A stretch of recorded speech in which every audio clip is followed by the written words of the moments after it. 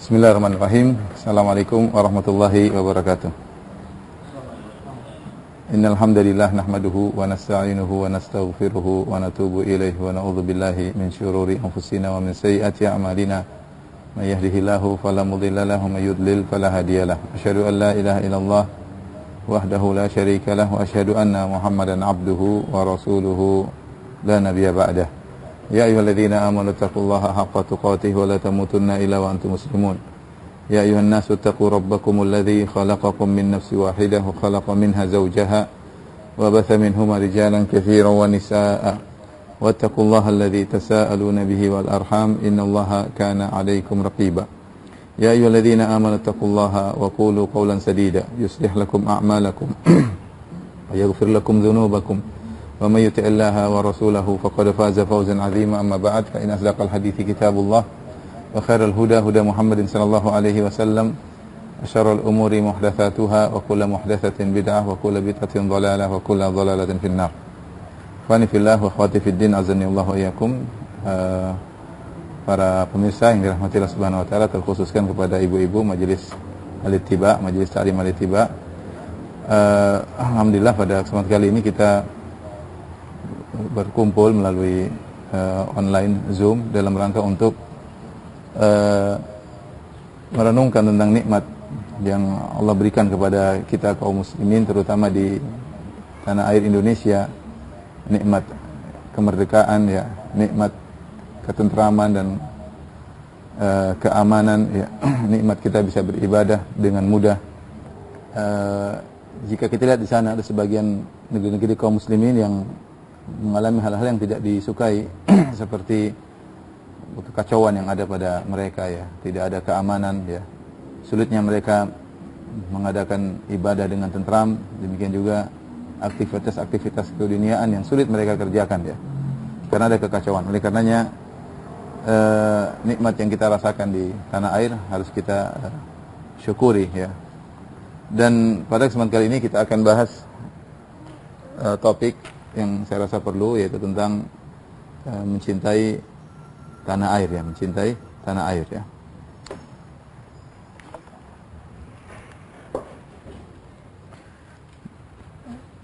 Kita mungkin bertanya, apakah mencintai tanah air Indonesia adalah merupakan suatu ibadah atau bukan, ya?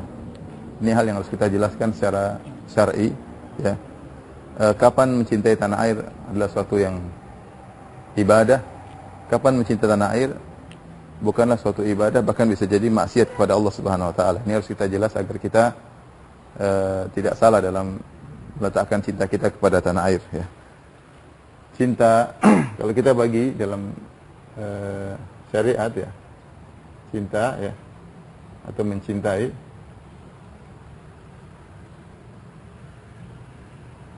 bisa kita bagi menjadi dua, ya, yaitu mencintai yang syar'i, itu al-mahabbah syar'iyah,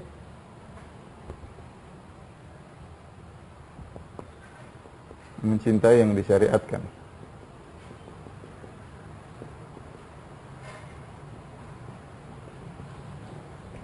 Kemudian yang kedua adalah al-mahabbah tabi'iyah, ya.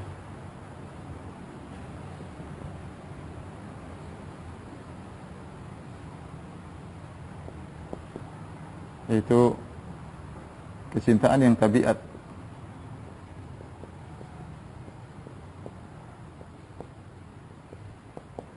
yang ada pada tabiat manusia. Adapun cinta yang syar'i ini banyak, ya, seperti contoh, ya, cinta kepada Allah, ya, misalnya, yang dia memang asalnya sudah disyariatkan, cinta kepada Allah. Kemudian cinta kepada Rasulullah, ya. Kemudian cinta kepada misalnya syariat, pada syariat Allah Subhanahu wa taala, ya, dan lain-lain, banyak sekali contohnya, ya.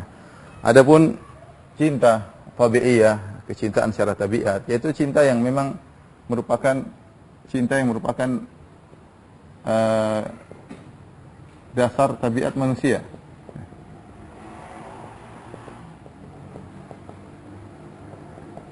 Nah, seperti cinta kepada hidup, ya, seperti cinta, ya, pada diri sendiri, kemudian keluarga misalnya, kemudian harta misalnya, ya. Kemudian misalnya tanah air, ya, dan lain-lain, ya. Seorang suka dengan dirinya, cinta kepada dirinya, cinta kepada istrinya, kepada anaknya, cinta kepada hartanya, cinta dengan rumahnya, ya. Ini semua disebut dengan al-mahabbah at-tabi'iyah. Di antaranya yang Allah sebutkan misalnya dalam surat Taubah, kata Allah Subhanahu wa taala, yang para ulama mengatakan al-mahab as-samaniyah, 8 perkara kecintaan yang dia merupakan cinta tabi'iyah. Seperti firman Allah Subhanahu wa taala, "Qul in kana aba'ukum wa abna'ukum wa ikhwanukum wa azwajukum wa ashiratukum wa amwalin iqtaraftumuha wa amwal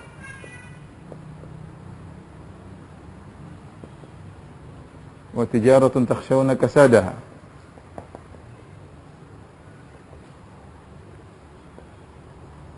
kemudian wa masakin tardawnaha wa masakin tardawnaha." Ini disebut oleh para ulama dengan al-mahab as-samaniyah, 8 perkara cinta tabi'id. 8 perkara yang dicintai secara tabiat.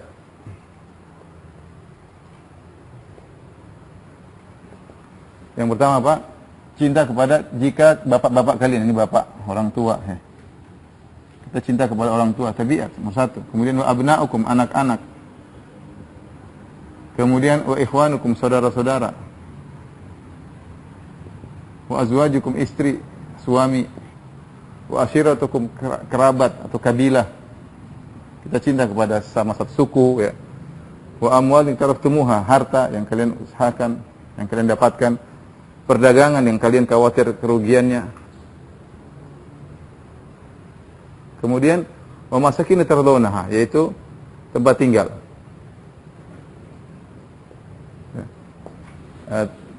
Coba kita hitung, ya. Orang tua 1, 2, 3, 4, 5, 6, 7, 8. Ini 8.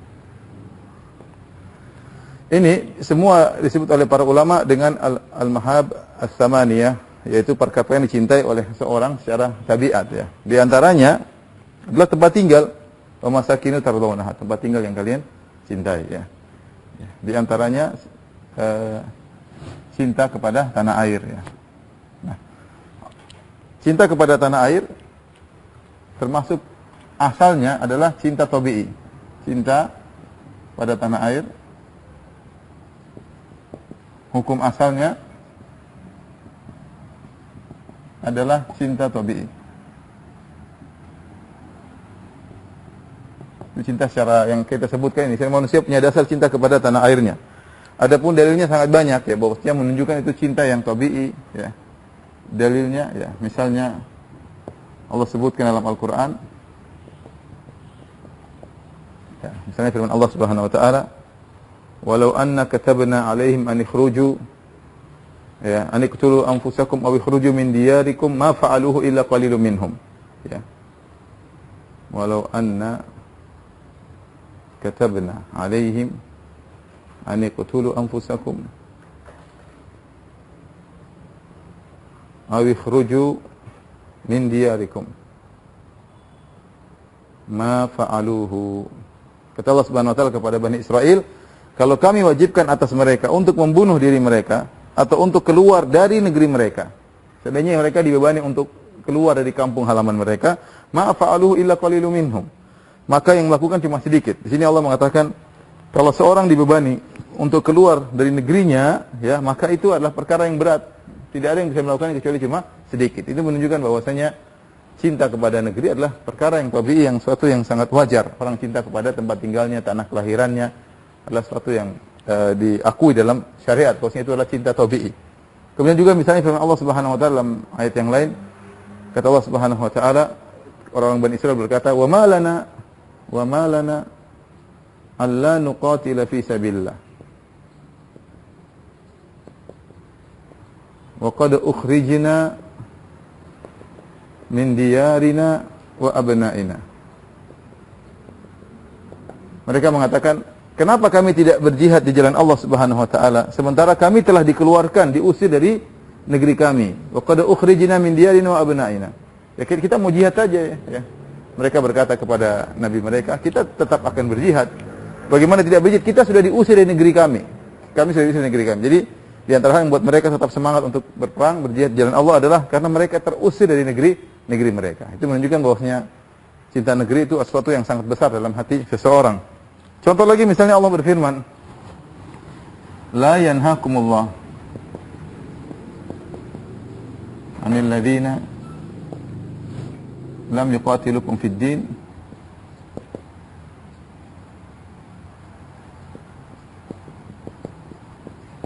wa lam yukhrijukum min diyarikum an tabarruhum wa tuqsitu ilaihim.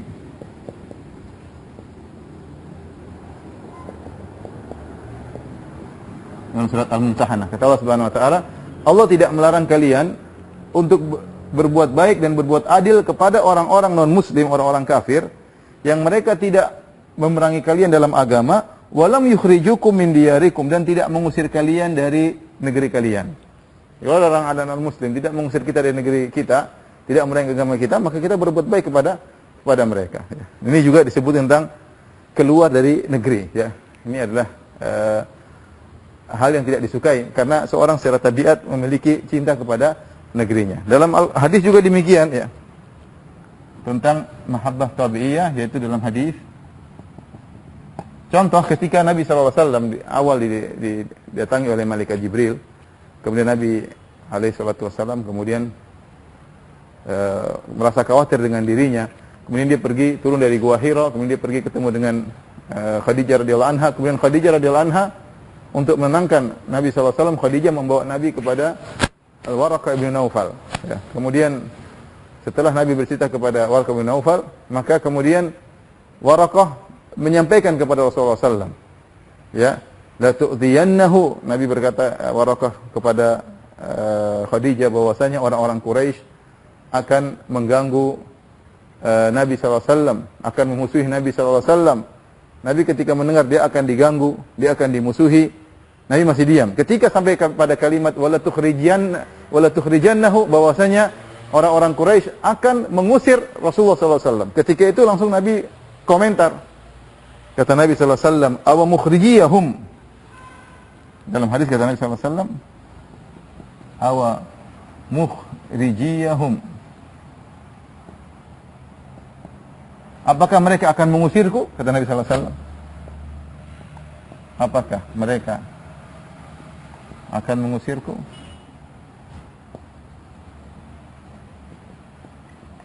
Nah, sebagian ulama hadis ketika mengomentari perkataan Nabi, dia berkata bahwasanya ini berat bagi Nabi SAW. Dimusuhi, oke. Disakiti, oke. Tapi diusir dari kampung halamannya, yang dia lahir di kota Mekah, tinggal besar di kota Mekah, berdagang, menikah di kota Mekah, punya anak di kota Mekah. Kemudian diusir, maka dia mengatakan awa mukhrijiyahum, mereka akan mengusirku. Ya. Jadi aneh suatu hal yang berat bagi Rasulullah SAW. Kenapa? Karena cinta kepada negeri adalah suatu yang tabi'i, suatu hal yang wajar. Ya.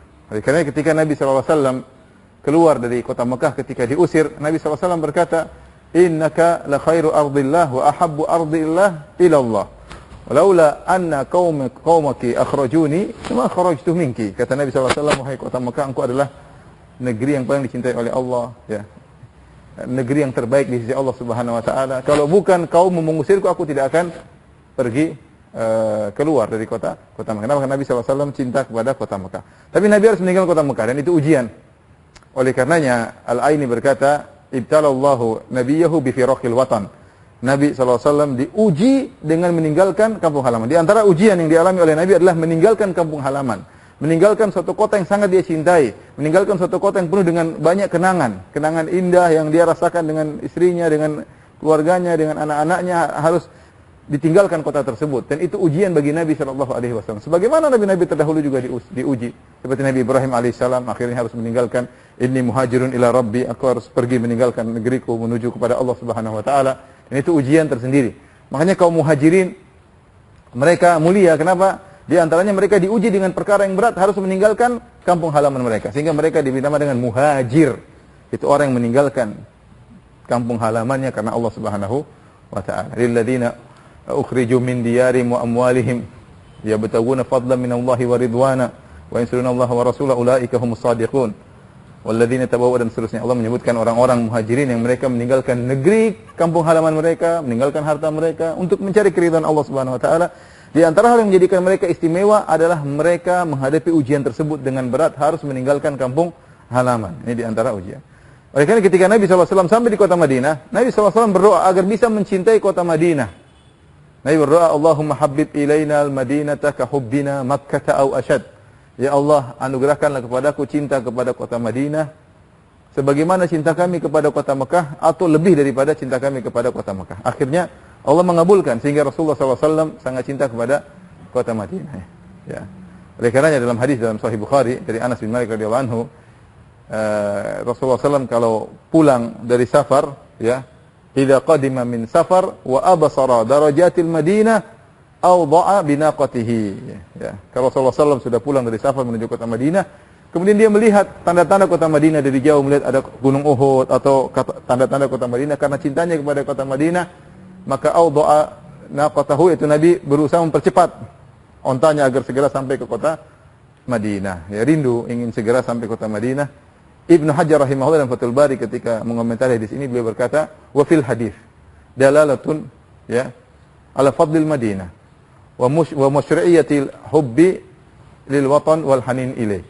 Kata Ibnu Hajar, hadis ini menunjukkan tentang keutamaan kota Madinah karena Nabi rindu untuk segera masuk ke kota Madinah. Dan yang kedua, tentang disyariatkannya cinta kepada negeri dan kerinduan kepada negeri, ya. Ya. Jadi ini hal yang sangat wajar bahwasanya kita cinta kepada negeri, dan dirasakan oleh semua orang cinta kepada negerinya, ya. Bagaimanapun kita sering bersafar ke luar negeri, ya. Mungkin di antara antum, saya, beberapa kawan-kawan sempat tinggal di luar negeri dalam waktu yang lama. Ada yang pernah tinggal di Eropa, ada yang pernah tinggal di Australia, ada yang pernah tinggal di mana, ya. Tapi tetap saja pinginnya pulang ke Indonesia. Kalau bukan karena ada urusan ekonomi atau karena urusan yang syar'i, karena urusan yang lain, kita bertahan. Kalau tidak ada, kita akan segera pulang ke tanah air, ya. Gimana? Saya sebenarnya tinggal di Arab Saudi 15 tahun. Suatu kenikmatan, ya. Tapi bagaimanapun saya rindu ingin pulang ke tanah air. Kenapa saya bertahan di Arab Saudi? Karena saya ingin menuntut ilmu syar'i. Karena saya ingin apa? Beribadah. Tapi kalau sebagai tempat tinggal yang nyaman, yang merupakan sesuai dengan tabiat saya ingin pulang ke Indonesia, ya. Berkaitan dengan adat istiadat yang berbeda, kedekatan dengan keluarga, kemudian makanan yang juga banyak tidak ada di Arab Saudi, ya. Banyak hal yang menjadikan kita cinta kepada tanah air, ya. Banyak hal yang membuat kita cinta kepada tanah air. Sama orang-orang yang tinggal di luar negeri, kita ketemu dengan sebagian orang di Eropa. Kenapa? Mereka karena ekonomi, ya. Mereka ingin bertahan di sana karena dia punya pekerjaan. Tapi kalau rindu pingin pulang ke tanah air, tapi mungkin kondisi tidak memungkinkan, ya. Maka benarlah perkataan seorang penyair, nakil fuadaka haitsu syi'ta minal hawa famal hubbu illa lil habibil awwali wa kam min manzilin fil ardi ya'lafuhul fata wa haninuhu abadan li awwali manzili. Pindahkanlah hatimu kepada siapa saja yang kau cintai, tapi cinta yang sejati adalah cinta yang pertama, ya. Benar kah? Tapi cinta yang sejati adalah cinta yang pertama. Wa kam min manzilin fil ardi ya'lafuhul fata wa haninu abadan li awwali manzili. Betapa banyak tempat di atas muka bumi yang pernah disinggahi oleh seorang pemuda, tetapi kerinduannya selalu kepada tempatnya yang pertama. Kerinduannya selalu adalah tempat yang pertama. Jadi tidak diragukan seorang cinta kepada negerinya, ya. Ya. Dan ini maksudnya kita bicara, ya, artinya alhamdulillah saya sudah ke beberapa tempat, misalnya pergi ke Eropa, saya pernah ke Australia, ya. Saya pernah di Arab Saudi, ya. Saya pernah ke negeri-negeri Islam yang lain. Tapi kalau untuk liburan okelah 2 minggu. 2 minggu, udah 3 minggu sudah mulai bosan. Pingin apa? pulang. Ini gimana pengen pulang? Antum yang tinggal Jogja baru mana pengen pulang balik ke Jogja ya. Jadi tetap aja kerinduan kepada kampung halaman itu suatu yang yang tabii yang dialami oleh setiap orang. Makanya Nabi diuji dari sisi ini. Nabi diusir dari kota yang dia cintai, yaitu kota Mekah. Maka ini menunjukkan bahwasanya cinta kepada negeri adalah cinta yang tabii. Baik. Kalau kita sudah tahu cinta kepada negeri adalah cinta yang tabii, maka kapankah cinta kepada negeri itu bisa mendatangkan pahala bagi kita, dan kapankah cinta kepada negeri ternyata berlebihan dan akhirnya dilarang dalam syariat. Ini kita perlu tahu, kita sebagai orang muslim, kita sebagai negeri, kita harus tahu kapan kita cinta kepada negeri, agar kita selain membela negara, kita juga dapat pahala dari Allah Subhanahu wa taala. Tolong di atas. Status cinta kepada negeri. Cinta kepada negeri. Sebelum saya lanjutkan, maksud saya cinta kepada negeri itu adalah sesuatu yang sangat tabii sekali, yang sangat wajar sekali ya. Saya waktu pertama kali masuk di Universitas Islam Madinah di Madinah, UIM, Universitas Islam Madinah, saya masuk di kuliah hadis. Qadarullah, di kelas saya ada orang Belanda, orang Londo ya, satu kelas sama saya. Saya kemudian ngobrol di belakang kelas, saya tanya, kamu orang mana? Orang Belanda. Langsung saya ada kayak fanatik. Nenek moyangmu yang dulu jajah kita ya. Saya langsung tanya begitu. Saya tanya, nenek moyangmu dulu jajah kita. Nggak tahu, tiba-tiba saya jengkel melihat orang Belanda waktu itu. Dia bilang, iya nenek memang benar, tapi nenek saya orang Jawa katanya. Oh ya sudah, kalau gitu kita kawan katanya. Ternyata nenek dia orang apa? Orang Jawa. Tapi maksudnya itu hal yang cinta pada negeri, nggak suka dengan orang pernah menjajah, dan hal itu ya suatu yang tabii ada pada diri seseorang. Tapi satu cinta kepada negeri ya, ini perkara yang penting ya, kapan menjadi berpahala,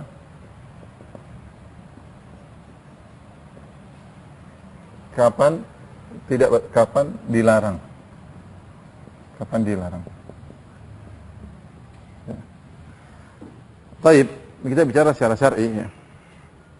Ada hadis terkenal, hadis yang masyhur, hadis terkenal, hubbul watan minal iman. Ini adalah ungkapan kalau kita katakan dianggap sebagai hadis,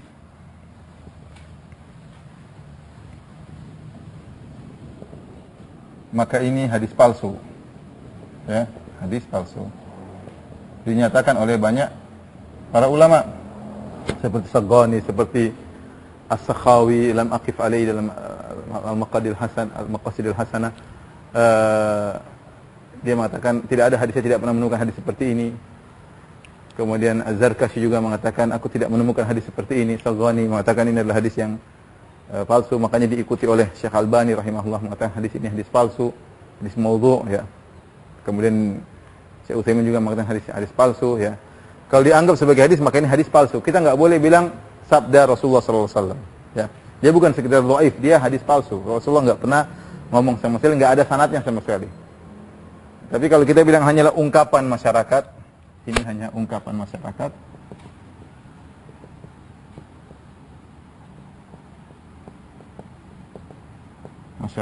ya, maka ditinjau.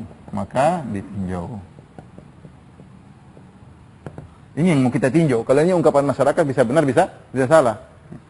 Karena kalau kita bilang hubbul watan minal iman, secara mutlak cinta negeri adalah keimanan secara mutlak, maka banyak hal yang harus kita perhatikan. Pertama, berkaitan dengan yang dicintai dan berkaitan yang mencintai. Nah, maka ini harus ditinjau berkaitan dari apa? Berkaitan yang mencintai dan yang dicintai. Yang mencinta negeri ada muslim, ada kafir ya. Ada munafik juga ngaku cinta kepada negeri. Seperti kita di tanah air ada yang orang kafir juga cinta kepada negeri, orang muslim juga cinta kepada negeri, orang munafik juga mengaku cinta kepada negeri. Ya. Semua mengaku cinta tanah air. Ya. Dan itu perkara yang wajar. Sehingga kalau kita tahu yang mencintai bermacam-macam, tidak mesti orang Islam saja, maka tidak bisa kita katakan cinta kepada negeri adalah dari iman secara mutlak. Paham? Nggak bisa. Kemudian ditinjau dari yang dicintai negeri. Negeri juga macam-macam. Ada negeri kaum muslimin, ada negeri ternyata kejam kepada kaum muslimin, ada negeri ternyata suka ngerusak kaum muslimin. Yang nggak bisa kita bilang kemudian cinta negeri dari bagian daripada iman. Dari sini kita tahu bahwasanya lafal hubbul watan minal iman ini bukan dari Nabi SAW. Dia hanya ungkapan masyarakat. Maka dia benar atau tidak ada tinjauan yang harus kita perhatikan. Ditinjau dari yang mencintai, ditinjau dari yang dicintai. Baik. Yang pertama kita bahas kapan dilarang. Dilarang jika kecintaan tersebut, jika fanatik kepada negeri, ternyata sebab permusuhan di antara kaum muslimin, permusuhan di antara kaum muslimin di dunia ini.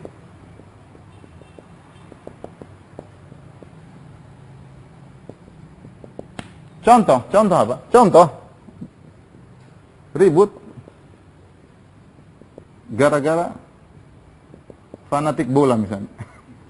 Contoh sederhana ini. Indonesia lawan Malaysia, sama-sama negeri kaum muslimin. Ribut maki-makian, kemudian bantah-bantahan apa. Saya Indonesia, kaum Malaysia. Gara-gara apa? Gara-gara bola. Ini dia ada fanatik negeri, cinta kepada negeri, wajar. Kita bilang oke. Tapi kalau ternyata kecintaan tersebut sampai pada tahapan ini saling membenci di antara kaum muslimin. Kita kaum muslimin bersaudara satu dunia, ya. Innamal mu'minuna ikhwatun. Sungguhnya orang beriman itu apa? Bersaudara. Kita bertemu tiap tahun di haji dengan berbagai macam negara, baik berkulit putih, berkulit hitam, berkulit coklat, berkulit merah, berkulit sawo matang, sawo kuning langsat, mau abu-abu. Kita semua kaum muslimin. Kullukum min Adam wa Adam min turab. Kalian semua dari Adam, Adam dari apa? Tanah. La fadla lil Arabi 'ala al-Ajami wa lil Ajami 'ala al-Arabi wa lil Ahmar 'ala al-Abyad wa lil Abyad 'ala al-Ahmar illa bi taqwa. Tidak ada keutamaan orang Arab kepada non-Arab, non-Arab kepada Arab, orang putih di atas non-putih yang tidak putih kecuali dengan apa? Ketakwaan. Tapi apa? Kita semua dari keturunan Nabi Adam. Innamal mu'minuna ikhwah. Perhatikan. Kaum ini adalah seluruhnya bersaudara. Kalau sampai terjadi permusuhan antara kaum muslimin gara-gara fanatik karena cinta kepada suatu negeri, dan itu salah penempatan, tidak boleh melanggar syariat Islam. Tidak boleh Anda karena cinta kepada suatu negeri kemudian Anda benci kepada negeri yang lain gara-gara saya Indonesia dia Malaysia, contoh, nggak boleh. Ya, saya Indonesia dia Malaysia. Dan ini terjadi kadang-kadang fanatik apa? Saya Pakistan, dia misalnya Bangladesh. Ya. So, saya Saudi, dia dari Qatar misalnya. Benar-benar murni gara-gara negeri, cinta kepada negeri. Dan ini tidak boleh. Makanya dalam Sahih Bukhari, Sahih Muslim, ketika ada seorang muhajir, jadi kaum muhajirin, kaum ansar lagi berkumpul, ada seorang sahabat dari kaum muhajir, dia wakana la'aban, dia suka bermain-main. Maka dia memukul bokong dari seorang ansor. Dia bercanda, dia mukul bokongnya. Aib lah mukul bokong seorang ansari. Maka orang ansari ini marah. Ghadaban syadidan, dia pun marah. Maka dia berteriak, ya lal ansar, wahai kaum ansar. Dia sebut nama ansar, menumbuhkan fanatik ansar. Dia panggil, tolong, maksudnya bela saya, wahai kaum ansar. Yang muhajirin yang menggoda, yang bercanda, dia berkata, ya lal muhajirin, wahai kaum muhajirin. Nabi bilang, ada apa ini? Satu sebut ansar, sebut muhajirin. Padahal gelar ansar, gelar muhajirin, gelar mulia yang Allah sebut dalam Al-Quran. Gelar mulia atau bukan? Gelar mulia. Tetapi tak kala gelar mulia ini digunakan dalam rangka untuk bertengkar di antara kaum muslimin, maka Nabi marah. Maka Nabi SAW berkata, ma balud da'wal jahiliyah. Ya. Apa ini? Ada seruan-seruan jahiliyah. Da'uha fa innaha muntinah.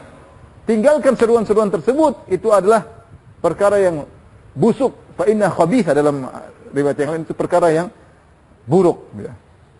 Dalam riwayat kata Nabi SAW, abi da'wal jahiliyah wa ana baina adhhirikum. Apakah kalian berani mengungkapkan seruan-seruan jahiliyah sementara aku masih ada di antara kalian? Padahal, saya ingatkan tadi, padahal gelar ansar itu syariat atau tidak? Syariat atau tidak? Syar'i. Allah dalam Al-Quran banyak. Ya, as-sabiqunal awwalina minal muhajirin wal ansar. Orang pertama masuk Islam dari kaum muhajirin kaum ansar. Ya, Allah memuji ya. Allah sebut muhajirin ansar dalam Al-Qur'an, dalam hadis banyak sekali. Itu adalah gelar yang syar'i bagi mereka. Namun tatkala gelar tersebut ternyata digunakan untuk mengadu domba di antara kaum muslimin, maka itu disebut dengan seruan apa? Jahiliyah. Seruan jahiliyah. Maka ini tidak diperbolehkan. Maka tidak diperbolehkan. Apalagi ternyata gelar-gelar tersebut bukan gelar-gelar yang syar'i. Gelar yang syar'i saja kalau dijadikan sebagai sarana untuk mengadu domba di antara kaum muslimin, maka tidak diperbolehkan. Maka saya katakan, kalau fanatik kepada negeri ternyata sebab permusuhan di antara kaum muslimin di dunia ini, ya, tanpa ada landasan yang syar'i, ya, bisa jadi terjadi pertikaian. Tapi kalau saya benci sama dia karena saya Indonesia, dia Malaysia, karena fanatik kepada suatu tanah air, maka ini tidak boleh. Dia tahu di manapun ada, di negara manapun ada, jangankan negara, suku manapun ada orang akhlaknya buruk, ada akhlaknya apa? Akhlaknya baik. Ya, seperti itu. Suku manapun, mau suku apapun, ada yang baik, ada yang buruk. Ya. Negara manapun demikian. Ya. Saya tidak suka orang negeri sana. Kenapa orang sombong-sombong? Tidak semua. Saya punya kawan-kawan yang sangat baik, yang tawadhu. Mungkin gua ketemu dengan orang-orang yang buruk, itu nasibmu. Kan nasib saya ketemu orang yang baik-baik. Oleh karena tidak bisa kita, berarti bukan karena negaranya, tapi karena dianya. Kau tidak suka dia karena dianya, bukan karena fanatik kepada tanah air. Kemudian kau benci dia, tanah airnya beda, saya tanah airnya beda, kemudian kita saling membenci. Ini tidak diperbolehkan. Ini contoh dilarang, ya, cinta kepada tanah air, tapi dilarang karena menimbulkan permusuhan, pertikaian di antara kaum muslimin. Ya. Tidak boleh. Baik. Ya, tadi ya, saya ingatkan tadi, kenapa ini harus ditinjau, tadi saya ingatkan kembali, karena yang mencintai tadi bisa jadi apa? Bisa jadi muslim, bisa jadi munafik, bisa jadi kafir. Yang dicintai bisa jadi negeri kaum muslimin,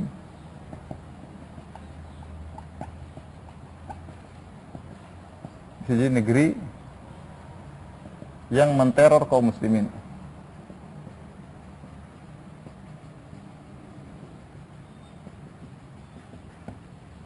Ini contoh hasil tinjauan bahwasanya bisa jadi dilarang dan bisa jadi berpahala. Baik, ini yang penting yang kita bahas. Kapan cinta kepada negeri menjadi berpahala? Dan ini disinggung oleh Syekh Utsaimin rahimahullah dalam kitabnya Syarah Riyadhus Shalihin. Ya, kapan seorang berpahala ketika mencintai negerinya, ketika mencintai negerinya. Dia harus masuk dalam bab, ya. Jadi kaidah seluruh cinta tabi'i, perhatikan ini, seluruh cinta tabi'i menjadi syar'i, berpahala jika masuk dalam koridor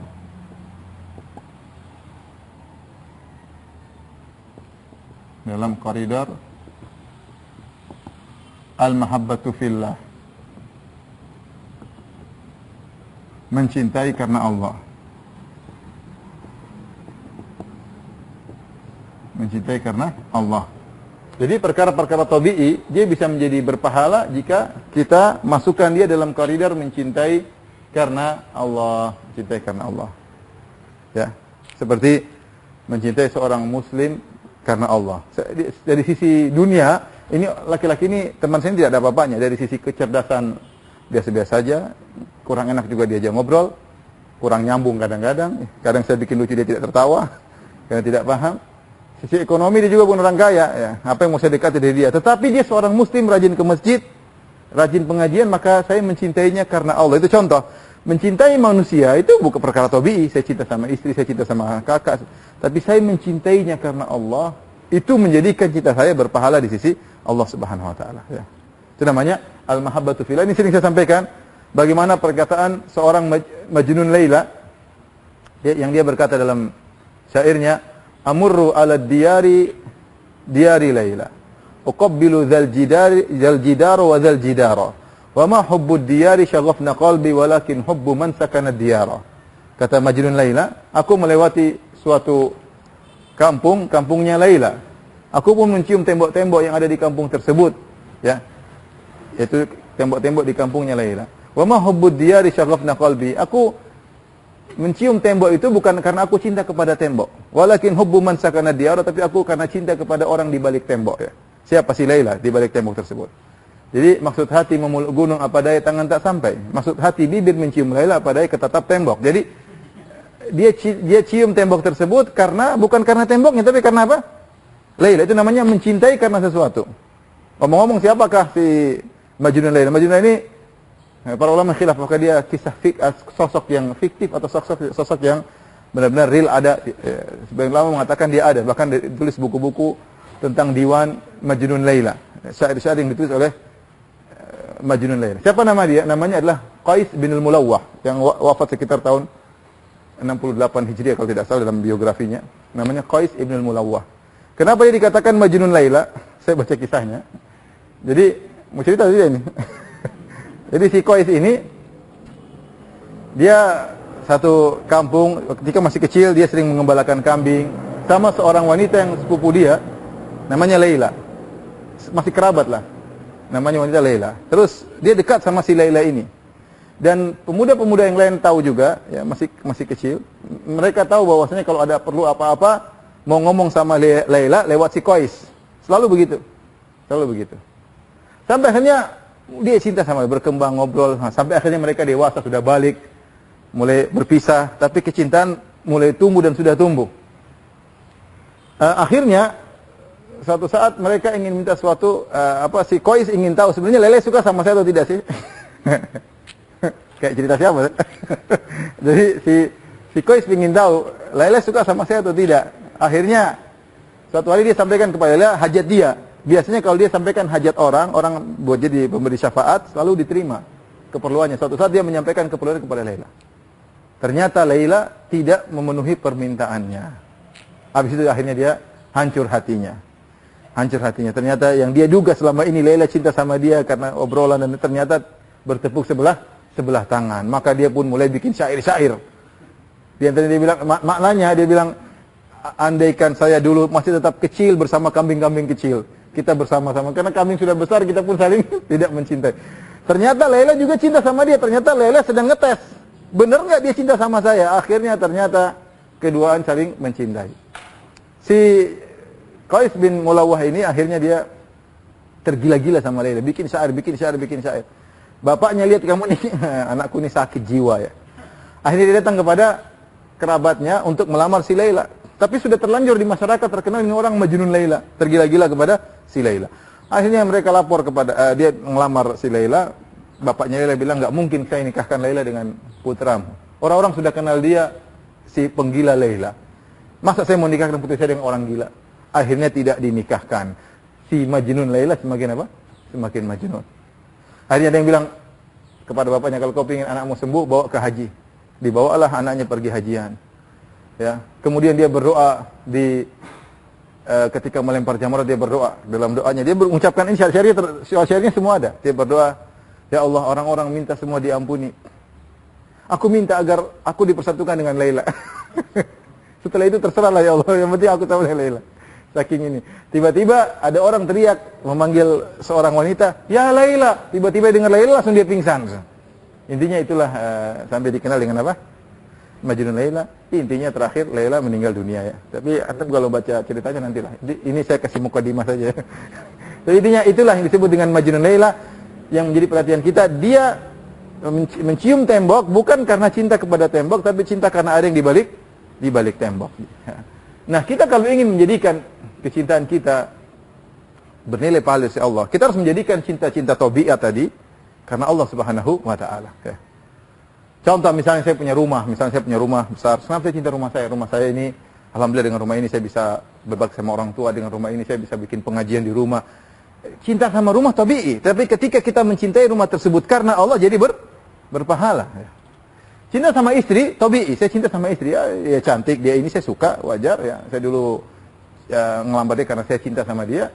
Tapi kalau cuma sekedar itu saja, tidak ada pahalanya. Tapi ketika saya cinta dia karena Allah menyuruh saya menyayangi istri, karena Allah menyuruh, karena Allah, maka cinta saya kepada istri saya bukan cuma cinta tabii, bahkan bernilai menjadi cinta yang syar'i, berpahala di sisi Allah Subhanahu wa taala. Faham? Seperti itu ya. Seorang suka dengan perdagangan, dia berdagang, dia dapat untung banyak, wajar punya harta. Wa amwalun iktaraftumuha, kata Allah, dan harta yang kalian hasilkan, orang senang. Tapi kalau dia niatkan saya berdagang supaya saya bisa ini, saya bisa menyumbang sana, saya bisa sana, dia cinta dengan perdagangan tersebut karena dengan perdagangan ini dia bisa dekat kepada Allah, dia bisa umroh, dia bisa haji, dia bisa mengumurkan orang, dia bisa menghajikan kerabatnya, dapat pahala. Dapat pahala. Berarti dia mencintai perkara-perkara tabii tersebut karena apa? Karena Allah Subhanahu wa taala. Jadi seorang bisa menggabungkan dalam dirinya cinta tabii plus cinta karena Allah Subhanahu wa taala ya. Sebagaimana tadi Majnun Laila cinta tembok karena apa sih? Si Laila. Baik. Sekarang bagaimana kita menjadikan cinta tanah air berpahala di sisi Allah Subhanahu wa taala? Itu kan yang kita membahas. Gimana kita cinta NKRI ini supaya bernilai pahala di sisi Allah Subhanahu wa taala.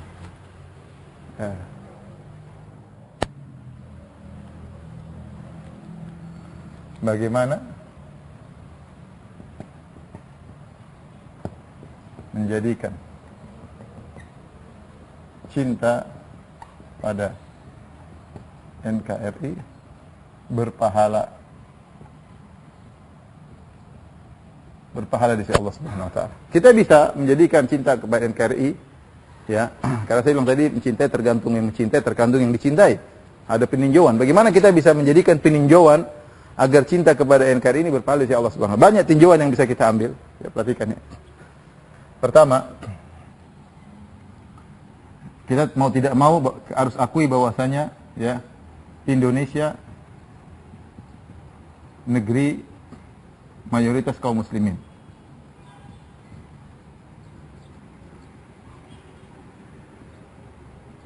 Ya, kenapa saya cinta negeri ini? Karena ini cinta tempat tinggal kaum muslimin. Saya harus menjaga negeri ini karena kebanyakan kaum muslimin tinggal di negeri ini. Saya harus menjaga. Ya, karena saya cinta kepada kaum muslimin dan kita saling mencintai karena Allah Subhanahu wa taala. Dan saya tidak ingin negeri yang sudah aman tentram ditempati oleh mayoritas kaum muslimin akhirnya porak-poranda dan yang lainnya. Ini contoh. Kemudian ditinjau dari apa? Dari penduduk. Ditinjau dari penduduk.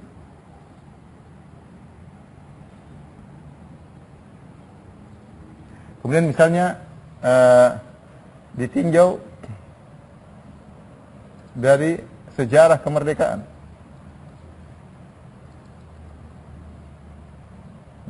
Mau tidak mau kita harus akui bahwasanya secara umum ya, negeri ini merdeka dengan Allahu Akbar. Secara umum negeri kita ini merdeka dengan apa? Allahu Akbar. Dan tokoh-tokoh yang membentuk negeri ini rata-rata orang Islam. Rata-rata orang Islam. Dan secara mau tidak mau kita harus akui bahwasanya penjajah orang Londo dan yang lainnya rata-rata non muslim ya.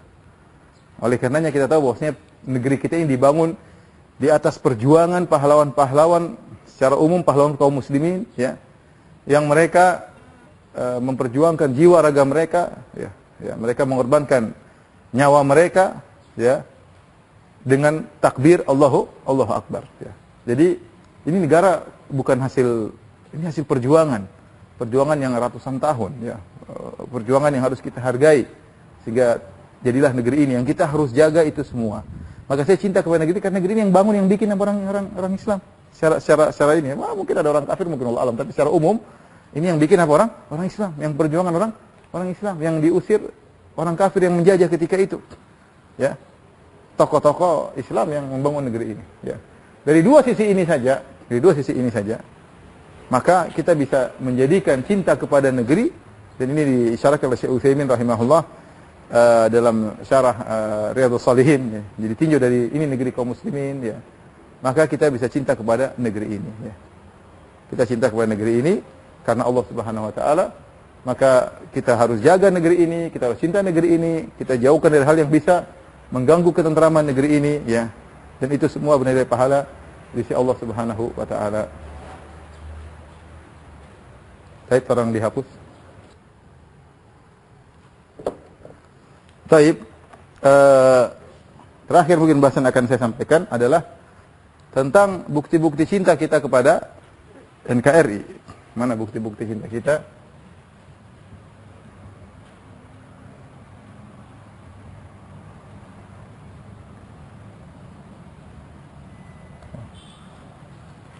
Tentunya tidak semua pengakuan cinta, bisa kita akui, ya. Kecuali ada buktinya. Sebagian perkataan seorang penyair, kullun yadda'i waslan bi Laila wa Laila la tukiruhum bidzaka. Semua orang ngaku-ngaku punya hubungan kasih dengan si Laila, ternyata Laila tidak ngakui, ya. Banyak ngaku kekasihnya Laila, ternyata Laila tidak kenal, ya. Artinya banyak orang ngaku cinta kepada NKRI, tapi buktinya perbuatannya justru merusak, misalnya kesatuan tanah air dan yang lainnya. Nah, kita hal-hal yang mungkin perlu kita perhatikan, misalnya, ya, saya rasa yang paling utama adalah menjaga kedaulatan negeri, ya. Jaga kedaulatan negeri. Ya. Artinya segala hal-hal yang bisa merusak, ya, kemerdekaan yang telah diraih oleh para pahlawan, ya, kita hindari, ya. Ya, karena ada saja usaha-usaha ingin, ya, merusak kedaulatan negeri dengan pemikiran-pemikiran yang timbul, misalnya, ya, yang anti kepada negara Indonesia. Ini harus kita hindari, karena saya katakan tadi, ini negara Allah beri nikmat dengan adanya kemerdekaan. Kita bisa bayangkan bagaimana masyarakat yang tidak merdeka di negerinya, bagaimana yang terusir dari negerinya, ya. Mengerikan, ya. Bagaimana kondisi mereka, ya. Kita lihat misalnya sebagian negara ada dualisme kepemimpinan. Contoh sekarang Libya sekarang kacau. Ada dualisme kepemimpinan, ya. Perang di antara mereka, perang saudara dan yang lainnya. Bagaimana lagi dengan sebagian saudara kita yang harus terusir dari negerinya, tidak merdeka di negerinya, dia harus terusir, misalnya dari saudara kita dari Suriah, harus pergi dari Suriah dan yang lainnya. Ini contoh. Maka kita sekarang alhamdulillah negeri kita ada kesatuan, ada gejolak-gejolak itu harus dijauhi, ya. Harus dihentikan, jangan sampai bisa memecahkan kedaulatan negeri kita. Kemudian di antaranya yang paling penting juga adalah menjaga keamanan negeri. Saya sering sampaikan bahwasanya nikmat aman adalah nikmat yang luar biasa. Kalau orang tidak punya keamanan, maka percuma dia memiliki yang lainnya. Karenanya ketika Nabi SAW menyebutkan kenikmatan, Rasulullah sebutkan yang pertama nikmat aman. Ini harus kita renungkan bersama. Kata Nabi SAW, man asbaha aminan fi sirbihi, ya, mu'afan fi jasadihi, walahu qutu yaumihi, faka'annama hizatahud dunya. Nabi SAW, barang siapa yang di pagi hari aman di rumahnya, aman, tentram, aman. Baru kemudian Nabi sebutkan nikmat kedua, mu'afan fi jasadihi, kemudian dia sehat badannya, jasmaninya. Walahu qutu yaumihi, punya makan untuk hari tersebut, seakan-akan dunia telah diberikan kepadanya. Yang pertama Nabi sebut nikmat aman. Kemudian seperti Nabi Ibrahim ketika berdoa, Rabbi ja'al hadza baladan amina warzuq ahlahu minas samarat. Kata Nabi Ibrahim, ya Allah, ya Rabbku, jadikanlah negeri ini negeri yang aman dan anugerahkanlah kepada penduduknya dari buah-buahan. Yang diminta oleh Nabi Ibrahim dulu adalah keamanan, ya. Dan ini adalah nikmat yang luar biasa, ya. Karena kalau tidak aman, kita nggak bisa apa-apa. Contoh, ya, seorang punya harta yang banyak, punya mobil mewah, punya rumah mewah, tapi kalau dia keluar sedikit dia merasa tidak aman, merasa mau dirampok orang, tidak tentram. Punya perusahaan banyak, tapi kekacauan terjadi, tidak tentram. Dia mau urusan ekonomi nggak tentram, mau keluar rumah nggak tentram. Dia badan sehat, tapi ketakutan bergelisah terus, khawatir dibunuh orang, diteror sama orang, mau dibunuh sama orang. Nggak bisa hidup dia seperti itu, ya. Nggak bisa hidup, ya. Oleh karena sebagian ulama mengatakan, contoh kalau ada seekor kambing, di depannya ada singa. Satu, ini kambing yang kedua, dia sakit. Mana yang lebih cepat mati, yang sakit atau yang di depan dia ada singa meskipun tidak sakit? Di depan singa, dia pada singa dia ketakutan, cepat mati. Yang sakit ini mungkin masih tati-tati tapi bisa cari makan, ya. Karena kalau rasa aman tidak ada, percuma. Seorang punya istri 4 tapi tidak aman, percuma. Iya. Baru jangan aman dalam luar kota, aman dalam rumah nggak ada. Di rumah sana diomelin sama istri pertama, dimana istri kedua, istri ketiga dijambak rambutnya, istri keempat dijambak jenggotnya, repot, percuma punya istri 4 tapi tidak ada aman. Jadi semua kenikmatan, semua kegiatan, kalau nggak ada keamanan, selesai. Jangankan kita bicara masalah dunia, masalah akhirat kita butuh keamanan. Allah sebutkan, coba, misalnya masalah salat. Ya, fa idza amintum fadhkurullah. Kalau kalian sudah aman, maka salatlah sebagaimana biasanya. Ya.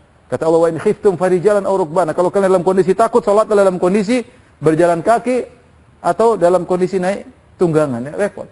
Butuh ketenangan untuk bisa apa? Bisa salat. Contoh, butuh ketenangan untuk bisa haji, ya. Allah mengatakan walillahi 'alan nasi hajjul baiti man istata'a ilaihi sabila. Wajib bagi haji bagi orang yang mampu, di antaranya aman jalan. Para ulama sebutkan jalan harus aman. Kalau seorang mau haji yang ternyata di tengah-tengah banyak perampok, dia tidak wajib haji. Meskipun secara fisik dia kuat, secara ekonomi dia ada. Menunjukkan keamanan diperlukan. Kata Allah, fa idza amintum faman tamatta'a bil haji ila faman tamatta'a bil umrati ila al haji famastaysara minal haji. Kata Allah dalam surah Al-Baqarah, kalau kalian sudah aman, maka silakan haji tamattu. Tapi ada situ kalau kalian aman. Kalau kalian aman, ya. Contoh dakwah juga butuh ketentraman. Wa in ahadun minal musyrikin istajaraka fa'ajir hatta yasma'a kalam Allah tsumma ablighu ma'manah. Kata Allah dalam surat At-Taubah, ya, kalau ada seorang kafir, ya, musyrik, ya, minta perlindungan darimu, maka lindungilah dia agar dia bisa baca Al-Qur'an. Supaya tenang, dia baca Al-Qur'an dengan tenang itu lebih mudah. Ya, sehingga bisa masuk taklim kepada pelajaran kepada benaknya dengan adanya keamanan. Kalau nggak ada keamanan gimana? Seorang belajar kemudian bom sana, bom sini, dung. Gimana mau belajar? Bagaimana mau hafal Al-Quran sementara dengar bom tiap hari? Jadi keamanan itu penting. Makanya para ulama sebutkan ketika dakwah, Nabi SAW berdakwah dari Mekah 13 tahun, kemudian dakwah sampai di Madinah, sampai perjanjian Hudaybiyah 13 tambah 6, yaitu 19 tahun. Ya. Ketika itu yang masuk Islam sedikit, nggak banyak. Paling 2.000, 3.000 orang. Namun ketika terjadi perjanjian Hudaybiyah, gencatan senjata antara kaum muslimin dan kaum musyrikin, sekitar 2 tahun aja. Tahun ke-6 kemudian dibatalkan oleh Quraisy pada tahun 8 Hijriah. Jadi sekitar kurang dari 2 tahun. Apa yang terjadi? Atau sekitar 2 tahun. Apa yang terjadi? Dari 2 tahun tersebut, dalam kondisi aman, interaksi antara orang kafir dengan orang musyrik dengan orang Islam, mereka mendengar Islam, mereka berinteraksi, mereka bisa berpikir tenang untuk menerima Islam, akhirnya Islam banyak. Dalam waktu 2 tahun tersebut ternyata yang masuk Islam sekitar mungkin 6.000, 7.000 orang. Sementara Nabi sudah 19 tahun, 3.000 paling maksimal atau 4.000. Dalam waktu 2 tahun. Kenapa? Karena ada keamanan dan tenteraman. Ya. Maka dakwah juga butuh keamanan. Ya. Kita semua aktivitas kita butuh keamanan. Ekonomi butuh keamanan. Jalannya pemerintah butuh keamanan. Ya. Kita ke rumah sakit kita butuh keamanan. Kita mau dakwah juga, sholat juga butuh keamanan. Ya. Maka aman ini adalah nikmat yang paling penting. Bahkan kata sebagian ulama, setelah iman, nikmat yang paling penting adalah keamanan. Ya. Makanya Nabi SAW ketika melihat hilal, kata Nabi SAW, Allahumma ahillahu alaina bil amni wal iman. Ya Allah, munculkanlah hilal kepada kami, ya, munculkanlah hilal di atas keamanan dan keimanan. Ya. Nah, ini minta keimanan, ya. Minta keamanan. Ya. Kita juga setiap hari dalam zikir pagi petang kita berdoa, Allahumma stur aurati wa amin rawati. Ya Allah, tutuplah auratku wa amin rawati, dan juga tenangkanlah jiwaku. Tenangkanlah apa? Jiwaku, ya. Karena nikmat aman. Nah, hati-hati, ini perkara poin yang sangat penting, menjaga keamanan negeri, ya. Dan ini adalah tanggung jawab bukan cuma polisi dan tentara, bukan cuma pemerintah, tanggung jawab seluruh, ya, penduduk negeri. Segala hal yang bisa merusak keamanan jauhi. Jangan sampai Anda punya andil dalam merusak keamanan, ya. Dengan merusak keamanan. Betapa banyak kejadian-kejadian di sana yang namanya pemerintah tidak ada yang sempurna, ya. Yang sempurna hanya Rasulullah SAW. Sedangkan pemerintahan di zaman Khulafaur Rasyidin saja yang kita bilang sempurna, masih banyak yang protes. Ya, ini Khulafaur Rasyidin masih banyak yang protes. Bukankah Umar dibunuh? Ya, bukankah Utsman dibunuh, berontak orang datang masuk rumahnya dibunuh? Bukankah Ali dibunuh radhiyallahu ta'ala anhum ajma'in? Apa kurangnya mereka bertakwa kepada Allah? Tapi maksudnya kalau kita bilang ada yang protes pasti ada ya. Kalau di pemerintahan yang sempurna saja ada saja yang protes, apalagi yang mungkin jauh dari sempurnaan, masih banyak kekurangan. Tapi jangan sampai kekurangan yang ada menjadikan kita kemudian mendukung kemudian terjadi kekacauan. Betapa banyak negeri yang mereka sudah mendapatkan kenikmatan, keamanan meskipun tidak sempurna, mereka ingin cari yang lebih sempurna, ternyata lebih hancur. Mereka sudah punya rumah kecil, mereka ingin bangun rumah besar. Caranya bagaimana rumah kecil mereka hancurkan dulu, ternyata rumah besar tidak bisa mereka bangun. Itu banyak terjadi. Kita contoh-contoh negeri lah banyak. Kita bicara Yaman, sekarang hancur-hancuran. Kita bicara Libya, saya bicara Gaddafi ya kayak apa ya. Kita kalau dengar cerita macam-macam, banyak protes, banyak ini, apa korupsi lah macam-macam lah. Terus orang tidak puas, dibunuh, sekarang hancur-hancuran. Nggak usah kita bicara Suria ya sudah, tidak setuju dengan gini macam-macam. Mungkin terbunuh sudah 1 juta orang, sudah betapa banyak wanita diperkosa. Dahulu mungkin, dan waktu itu ketika awal fitnah di Suria, banyak orang bertanya kepada ulama-ulama kibar di Arab Saudi, ulama senior, kata mereka jangan, itu fitnah. Jangan berontak, itu fitnah. Tapi ulama-ulama muda, wah, dai-dai yang di podium kayak singa, wah, luar biasa. Ayo marah, ngamuk, wah, ribut. Akhirnya orang terbongkar semangat mereka, bergelora semangat mereka. Kemudian terus berjalan waktu 1 juta orang meninggal dunia. Ya, kalau ente ditanya, misalnya saya ditanya, Ustaz Firanda, bolehkah saya melawan senjata lawan pemerintah, tapi nanti yang mati 1 juta orang? Apakah saya bilang boleh? Yang akan, kalau saya berotak ini dengan teman-teman, nanti 1 juta orang meninggal, kemudian ribuan wanita diperkosa, anak-anak, gimana? Makanya, maksud saya, bukan berarti kekurangan yang ada menjadikan kita, menghalalkan kita untuk bikin kekacauan di tanah air yang sudah diperjuangkan oleh pahlawan-pahlawan kita ratusan tahun. Ini dijaga. Ada kekurangan kita perbaiki dengan prosedur yang baik. Ya, jangan sampai kita turut andil dalam menghilangkan keamanan yang ada di negeri kita ini. Ya, kita bersyukur kepada Allah. Bukan kita bersyukur kemudian kita pasrah tidak melakukan perubahan. Silakan yang punya kemampuan untuk merubah negeri ini lebih baik, silakan. Tapi jangan pakai anarkis. Ya. Jangan pakai arogan, jangan pakai, silakan. Yang punya ilmu silakan ilmu, yang pandai berpolitik silakan berpolitik, yang silakan. Silakan. Masing-masing berjuang di jalannya masing-masing. Yang bisa berdakwah, yang bisa perbaiki pendidikan, lakukan perbaikan. Bukan dengan kemudian hancur-hancuran, ribut, kemudian lebih parah daripada yang sebelumnya.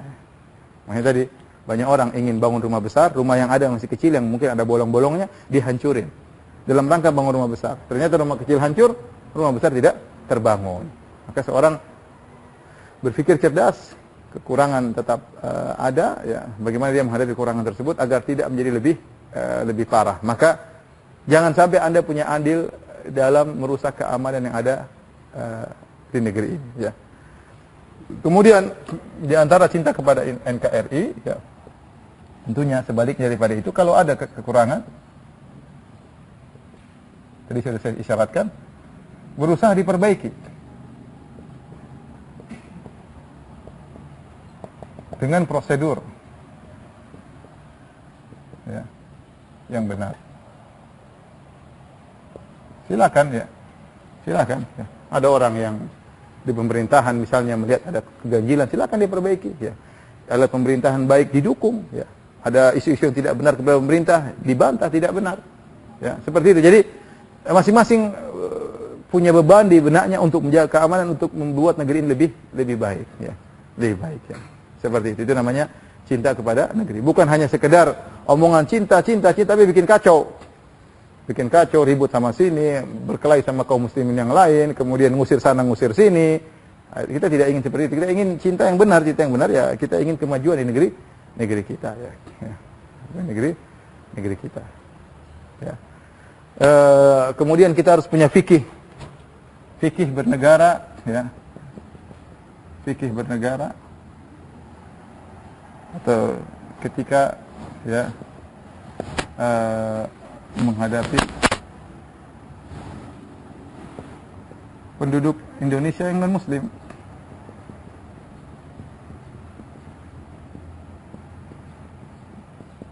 Dan kita harus tahu bahwasanya di negeri kita ya bukan cuma orang-orang Islam, ada negeri orang-orang non-muslim yang kita harus tahu bagaimana bermuamalah dengan mereka dengan cara yang baik ya. Seperti Nabi SAW ketika datang ke kota Madinah, kemudian Nabi membuat namanya Wathiqatul Madinah, perjanjian kota Madinah. Yang di situ kita di kota Madinah ketika itu ada 3 komunitas secara umum, komunitas kaum muslimin yaitu kaum Ansor dan kaum Muhajirin yang pergi ke kota Madinah, kemudian komunitas orang musyrik. Siapa mereka? Yaitu adalah suku Aus, suku Khazraj yang masih musyrik, belum masuk Islam. Kemudian yang ketiga, komunitas orang Yahudi. Maka Nabi buat perjanjian tentang kewarganegaraan, bahwasanya ada kerjasama antara Yahudi dengan kaum muslimin. Kalau ada musuh yang menyerang dari luar, ada namanya bela negara. Al-Yahud yunfiqun wal muslimun yunfiqun, sama-sama harus berkorban untuk bela negara. Itu namanya sebagai warga negara ya. Kita bertetangga dengan non-muslim, kita punya aturan ya. Tidak boleh semena-mena. Meskipun mereka lain agama dengan kita, ya kita kalau mereka salah, ya kita bisa lapor kepada pihak yang berwenang, ya seperti itu. Jadi tidak serta-merta kemudian karena beda agama kita menzalimi mereka, maka tidak diperbolehkan. Ini intinya, ini saya ingin menyampaikan hal ini diantaranya, ya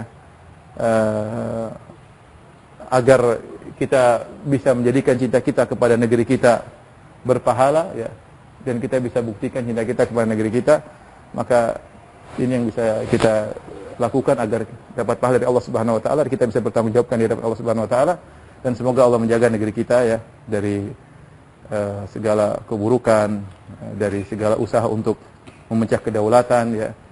Semoga Allah menjaga kenikmatan kesatuan dan kenikmatan keamanan yang Allah anugerahkan kepada negeri ini. Yang banyak negeri kehilangan kenikmatan tersebut. Wallahu ta'ala alam bisawab. Ini saya bisa sampaikan. Kalau yang bertanya saya persilahkan. Jadi ada pertanyaan yang pertama yang akan saya bacakan dari Majelis Taklim Ittiba. Ustadz, apakah berjuang atau berperang untuk kemerdekaan negara mendapatkan pahala? Taib, tadi sudah kita jelaskan bahwasanya namanya jihad adalah semuanya yang karena Allah. Man qatala litakuna kalimatullahi al-ulya fa huwa fi sabilillah. Barang siapa yang berperang demi untuk menegakkan kalimat-kalimat Allah, syariat Allah, maka itu yang fi sabilillah. Itu yang di jalan Allah. Ya, ketika Nabi SAW ditanya, Rasulullah, man qatala syaja'an, man qatala hamiyatan, wa man qatala ghadbanan, wa man qatala syuja'an, ya. Ayu dzalika fi sabilillah. Ya, man qatala liyuzkar. Ya Rasulullah, siapa yang berperang supaya dikenang? Ya Rasulullah, siapa yang berperang supaya dalam rangka membela kabilahnya, ya. Ya Rasulullah, siapa yang berperang dalam rangka marah, ngamuk?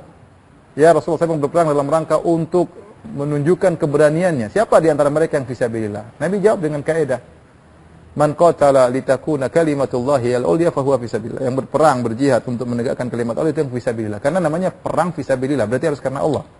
Kalau bukan karena Allah, karena dunia duniawi, maka tidak dinilai sebagai fisabilillah. Ya, tidak dinilai sebagai fisabilillah. Oleh karenanya ketika ada salah seorang dari seorang kaum Ansor yang dia terlambat masuk Islam, dia baru masuk Islam ketika perang Uhud. Kemudian dia berperang, Usairim kalau tidak salah namanya Usairim. Kemudian dia meninggal di walam yasjud lillahi sajdah. Dan dia belum sempat sujud meskipun sekali karena Allah Subhanahu wa taala. Maka para sahabat ragu, dia ini perang tiba-tiba masuk Islam ikut perang dalam perang Uhud. Maka ditanya, "Kau berperang hamiyah?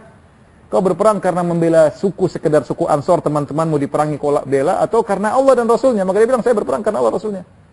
Maka dia mati syahid. Seandainya dia berperang karena sekedar kaum Ansor diperangi dan dia bela sukunya, maka dia tidak dapat mati syahid.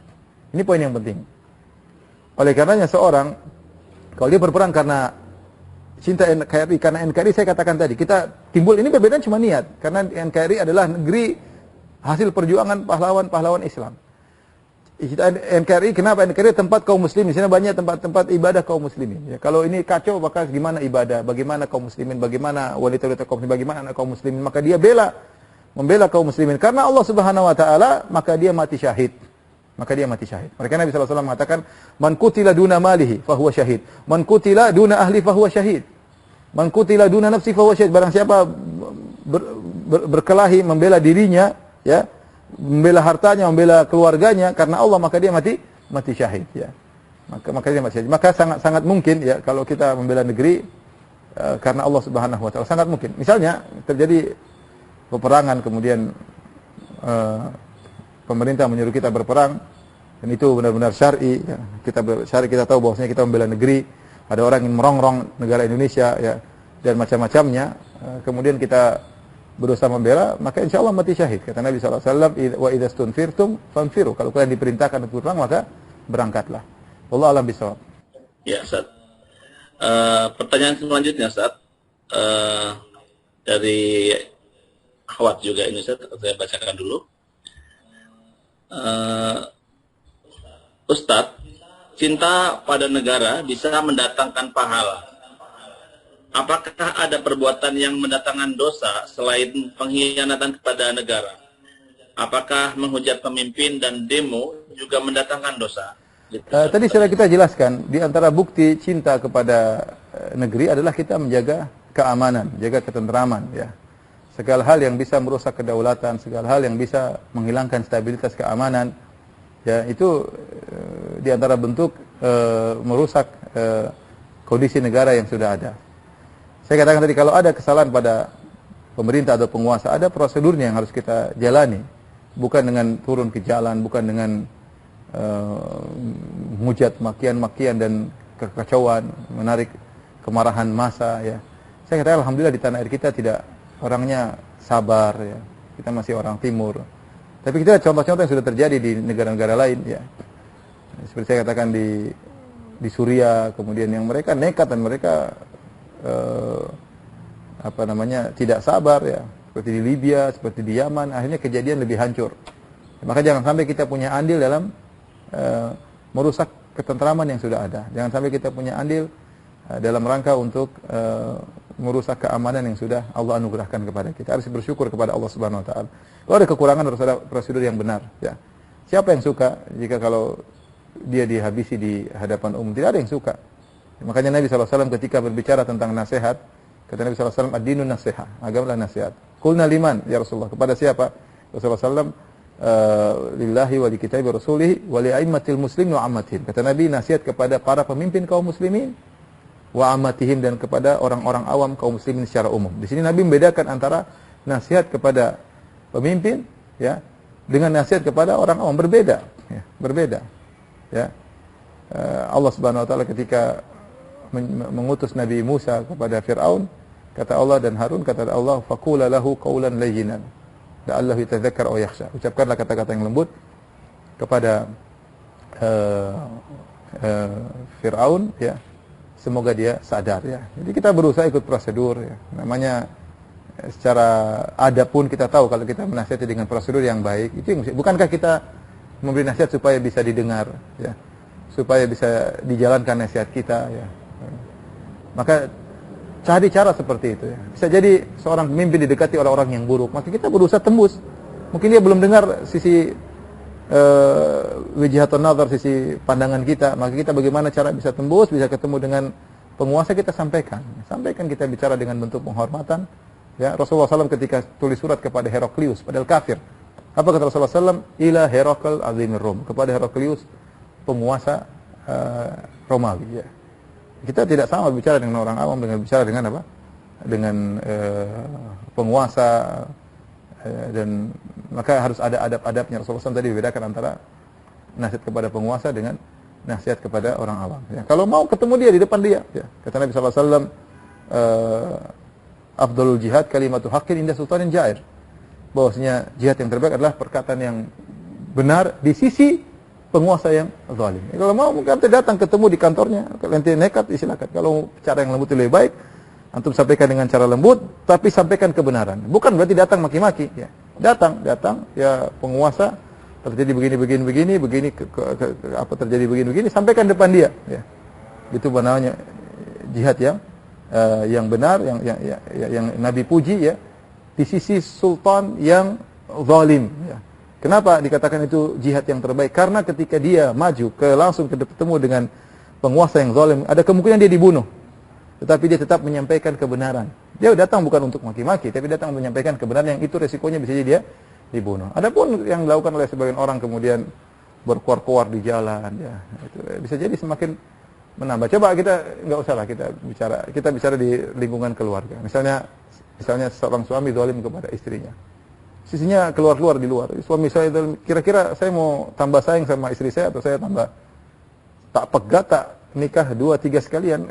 Cerita di luar-luar, datang ketemu saya ngobrol baik-baik ya. Terus kita bicara RT, ada RT kemudian ada sebagian warga kemudian bikin, kan datang bagus ketemu RT ngomong baik-baik ya. Prosedur kalau kita ingin kebaikan. Kalau hanya ingin melampiaskan hawa nafsu, melampiaskan kemarahan, maka itu hal yang lain ya. Intinya, ikhwan hati-hati ya. Jangan sampai kita punya andil dalam hal yang bisa merusak keamanan ya. Sebagian orang menyuruh untuk demonstrasi turun ke jalan ya. Kemarin kejadian contoh. Kejadian Ramadan kemarin gara-gara pemilu kemudian turun jalan sampai ada yang meninggal dunia. Ketika hari yang sangat genting, orang-orang yang berkorban untuk demo, mereka tidak ikut demo. Mereka tidak ikut demo. Hari yang genting, yang itu khawatir, pemerintah mulai keras, mulai yang tukang keluar demo pada hilang semua. Orang-orang yang turun, yang enggak, sementara provokatornya tidak ada yang turun. Ada yang meninggal. 1 nyawa, 2 nyawa, itu bukan masalah kecil di sisi Allah. 1 nyawa tidak, bukan kecil di sisi Allah Subhanahu Wa Taala. Ya, akan ada sidangnya pada hari kiamat. Setiap lisan kita yang membantu terbunuhnya seorang nyawa, kita akan bertanggung jawab oleh Allah Subhanahu Wa Taala. Hati-hati. Ya, ikut prosedur ya. Kalau kita ikut prosedur, apapun yang terjadi, misalnya ternyata kondisi tidak berubah, itu urusan mereka dengan Allah. Urusan kita sampaikan apa yang bisa kita lakukan sesuai dengan syariat. Lebih daripada itu, la yukallifullahu nafsan illa usaha. Ya. Sekarang kita bilang orang Islam, kenapa misalnya suruh demo sana, suruh Trump. Kenapa? Ya sudah, dia mampunya cuma begitu. Mau suruh dia ribut-ribut, mau maki-maki Trump, kemudian ditangkap, dibunuhin misalnya. Ya, yang bisa kita lakukan apa yang bisa dilakukan secara syar'i di hadapan Allah. Selanjutnya serahkan kepada Allah Subhanahu Wa Taala, masing-masing ada hisabnya. Ini sudah dijelaskan oleh Nabi Shallallahu Alaihi Wasallam. Baik, selanjutnya. Ya, Ustaz. Sekarang Ustaz, pertanyaan selanjutnya Ustaz ada dari Ikhwan. Saya bacakan Ustaz. Ustaz mohon penjelasan tentang teks sumpah ini. Bunyi teksnya, demi Allah, saya bersumpah berjanji bahwa saya untuk diangkat menjadi pegawai negeri sipil akan setia dan taat sepenuhnya kepada Pancasila dan UUD 45, negara dan pemerintah. Apakah ketaatan dalam sumpah tersebut termasuk juga kecintaan yang tabi'iyah, Ustaz? Semuanya sumpah berlaku jika pada ketaatan. Kalau sumpah berlaku kepada kemaksiatan, maka sumpah tersebut tidak boleh dijalankan ya. Kita tahu bahwasanya ketaatan mutlak hanya kepada Allah dan Rasulnya. Ketaatan kepada manusia, kepada penguasa, Allah sudah atur. Kata Allah, ati'ullah, ati'ur rasul wa ulil amri minkum. Taatlah kepada Allah dan kepada Rasulullah, itu mutlak. Kepada penguasa di antara kalian juga taat, tapi pada perkara yang ma'ruf. Perkara yang ma'ruf. Dan kita tahu bahwasanya ada banyak ranah undang-undang atau keputusan-keputusan itu ijtihadiyah yang itu berkaitan dengan kenegaraan. Yang itu menurut orang-orang yang melakukannya adalah kemaslahatan. Contoh seperti undang-undang lalu lintas misalnya, ada namanya lampu merah misalnya, dan ada undang-undang misalnya berkaitan dengan pernikahan, surat nikah harus datang misalnya ke kantor pernikahan dan yang lain-lainnya. Ini contoh aturan-aturan yang dibuat oleh negara yang tidak bertentangan dengan syariat Islam. Maka untuk undang-undang seperti ini yang tidak bertentangan syariat Islam, maka wajib bagi kita taat. Wajib bagi kita taat. Justru sebagaimana Allah mengatakan firman Allah, wa ulul amri minkum, taatlah kepada penguasa. Itu justru pada ketaatan yang muncul yang tidak bertentangan dengan syariat. Adapun yang sudah jelas oleh syariat seperti perintah sholat, perintah puasa, ya nggak perlu taat kepada pemerintah. Pemerintah nggak suruh pun kita tetap sholat, tetap puasa. Tapi ada aturan-aturan yang di situ kita tahu ada maslahatnya. Kita renungkan dengan akal sehat, itu maslahat. Contoh seperti tadi lampu merah. Kalau lampu merah kacau. Contoh misalnya ada undang-undang berkaitan tadi, misalnya nikah, ada aturannya begini, bawa foto, kemudian begini, misalnya ada buku nikahnya, ya. Itu kita tahu itu maslahat. Kalau nggak ada begini orang nanti kacau, ngaku ini istri saya. Dan macam-macam ya, harus ada catatan sipilnya macam-macam ya. Ini kita tahu ini maslahat. Maka seperti ini kita harus taat ya. Dan kalau kita taat ya, dalam hal ini kita dapat pahala karena memang Allah perintahkan kita untuk taat kepada penguasa. Allah yang suruh. Jadi kalau kita bersumpah demi Allah saya akan taat kepada pemerintah ya, maka itu kalau pada perkara-perkara yang baik ya, yang tidak melanggar syariat, maka wajib dan itu berpahala. Tapi kalau ternyata misalnya pemerintah menyuruh buruk, misalnya penguasa nyuruh minum khamar, misalnya, jangan taat. Ya. Atasan nyuruh kita minum khamar, enggak. Atasan suruh kita korupsi, enggak, meskipun saya sudah bersumpah. Justru ini melanggar dengan kemaslahatan negara. Negara tidak pernah nyuruh kita korupsi misalnya. Ya. Jadi, insya Allah sumpah tersebut benar jika kita kerjakan pada perkara-perkara yang ma'ruf, maka kita telah menjalankan perintah Allah karena Allah yang menyuruh kita untuk taat kepada peraturan pemerintah yang mendatangkan kemaslahatan. Wallahu a'lam bishawab. Jazakallah Ustaz. Pertanyaan selanjutnya dari Ahwat Ustaz.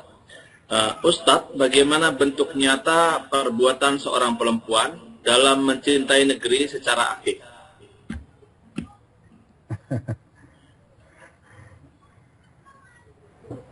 Ya, gimana ya? Ngurus anak yang baik aja lah. Anaknya disuruh jangan bikin kacau ya. Anaknya disuruh jadi warga negara yang baik, yang cinta kepada negeri, bela bangsa di kemudian hari, memusuhi orang-orang yang koruptor, yang memusuhi orang-orang yang tidak benar, menunjukkan. Jadi diajarkan syariat, insya Allah itu bentuk negeri. Saya bilang orang kalau menjalankan syariat Islam dengan baik, dia pasti cinta negerinya. Dia pasti ingin kebaikan bagi apa? Negerinya. Dia pasti ingin kebaikan bagi negerinya. Wallahu a'lam bishawab ya. Tapi Bang Pitung pilih pertanyaan terakhir Bang Pitung, bisa nggak? Bisa Ustaz. Pertanyaan terakhir sudah disiapkan Ustaz. Pertanyaan terakhir Ustaz, bolehkah membenci negeri Amerika? Karena negeri tersebut penyebab kerusakan atau menteror kepada negeri-negeri kaum muslimin. Meskipun di negeri Amerika juga ada saudara kita kaum muslimin di sana. Jadi kembali cinta dan benci semuanya karena Allah Subhanahu wa taala. Kata Nabi sallallahu alaihi wasallam, "Man ahabba lillah wa abghadha lillah wa a'ta lillah wa mana'a lillah faqad istakmala al-iman." Ya. Barang siapa mencintai karena Allah, membenci karena Allah, memberi karena Allah, mencegah karena Allah, maka telah sempurna imannya, ya. Awthaqul iman al-hubbu fillah wal bughdhu fillah. Sekuat-kuatnya tali keimanan adalah cinta karena Allah dan benci karena Allah. Maka tentunya kita tahu di Amerika sana bermacam-macam ya. Ada orang-orang muslim dan jumlahnya juga banyak, dan ada orang-orang non muslim dan juga mereka tidak semuanya membenci agama. Tidak boleh kita generalkan. Tetapi kita bisa membenci pada person-person misalnya. Misalnya kita tahu benar, kalau kita tahu benar pemerintahnya misalnya benci kepada Islam misalnya ya. Pemerintah yang sekarang ternyata menteror orang Islam misalnya, kita boleh benci dan itu nggak ada masalah. Kenapa kita benci? Karena dia memusuhi syariat Islam misalnya. Kita benci sama orang seperti ini. Tapi bisa jadi pemerintah berikutnya tidak, meskipun kafir ternyata dekat dengan orang Islam misalnya. Jadi tidak selamanya kita benci pada suatu negara atau suatu negeri, tapi itu benar-benar kita harus punya informasi yang benar, bahwasanya benar-benar dia benci dan dia praktekkan dan dia musuhan, maka kita boleh benci. Itu namanya benci karena Allah Subhanahu wa taala, itu berpahala di sisi Allah Subhanahu wa taala. Wallahu ta'ala alam bisawab. Demikian saja, kurang lebih saya mohon maaf ya. Subhanakallah bihamdik asyhadu an la ilaha illa anta astaghfiruka wa atubu ilaik. Assalamualaikum warahmatullahi wabarakatuh.